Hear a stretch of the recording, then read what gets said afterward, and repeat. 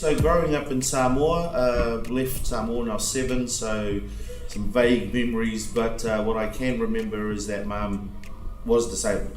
From what I heard was there was an accident where she was really young, had a fishing spear that went through one of her knees, and then contracted polio as a consequence of that. I remember her being really active. Nothing stopped her then in her younger days, and she was always active about what to do with family, with us, and travelling between different villages. I mean, Mum was always on the go. What I remember mostly of my mum is crawling around the house. I remember her knees being like the soles of my feet. They were really rough. Mum went all these years in Hamilton, I think, how many years, 8 or 9 years or something like that, without a wheelchair before she was actually eligible to get a wheelchair. I remember Mum calling to us, our room, waking us up, getting us ready for school, taking us to the bathroom. All of those things that a normal mum would do for their kids, our mum was doing for us, but still disabled. I remember growing up with Mum and hearing the stories, hearing people talk about Mum's disability, and it always came back to that it was a punishment by God because she might have done something wrong in the past or younger, and that's God's punishment for her.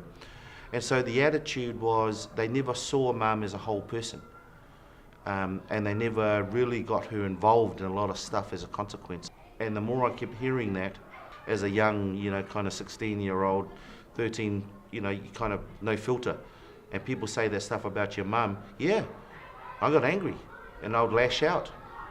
But Mum was always there to kind of manage the whole thing, and she'd always say, why do you let those people get to you?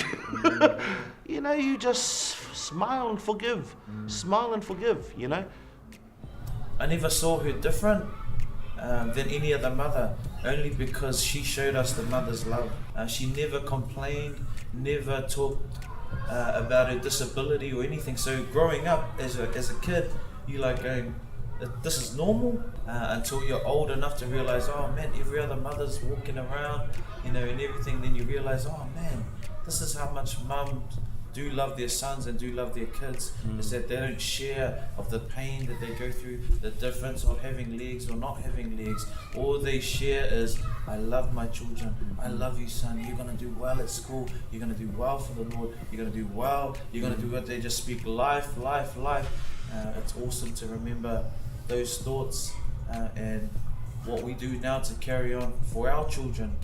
The legacy lives on, and I know that with all my heart that everything that our mum did and showed us of that mother's love, man, these are tears of joy. They're not tears of sorrow no more. Yeah. These are tears of, man, awesome memories, and I'm grateful to our mother. One of the things that Mum instilled in us was to be confident in being able to speak, perform. So we have competitions at home.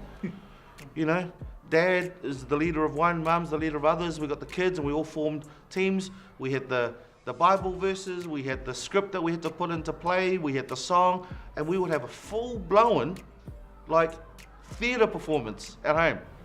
With Mum, she's always been born a leader. Her disability and everything didn't stop her from having this leader.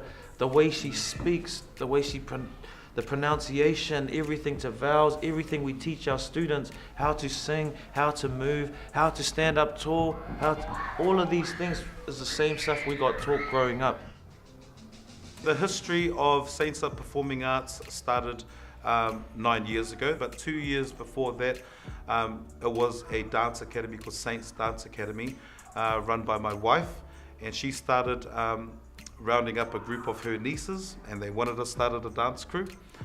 2 years later, I had a little idea because my wife said, I'd love for you to come in and teach our girls a choir song. We're doing this little fundraiser thing. But when she said that to me, a light bulb kind of went off in my head and said, maybe we should think about turning the Dance Academy into a performing arts school. We understood there was a need for it in our communities. I started with one vocal class, one little choir group, one dance class. I love that we started like that. I love that we started all heart, because we went 4 years of no funding. We went 4 years where me and my wife just did it out of our pocket, just did the little fundraiser things.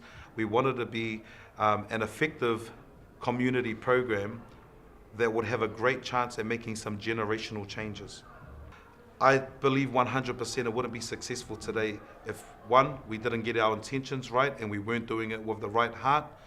Two, those values that our mom taught us: love, kindness, respect, being patient, and equality, really just looking at everyone as equals. It's a wonderful woman like my mom, who grew up with a disability and never let it slow her down, never did the pity thing, feel sorry for me. It's that that's surviving today. It's that that I see in all the kids that we teach. It's that what I see in the kids when they're on stage performing. When I look at parents, the pride that they feel in their kids, same pride I feel in my kids. Our kids are raised in the school as well. All of this is connected. Everything that everyone can see today with Super came from a disabled mother, our mother. I believe that 100%. Let your love shine.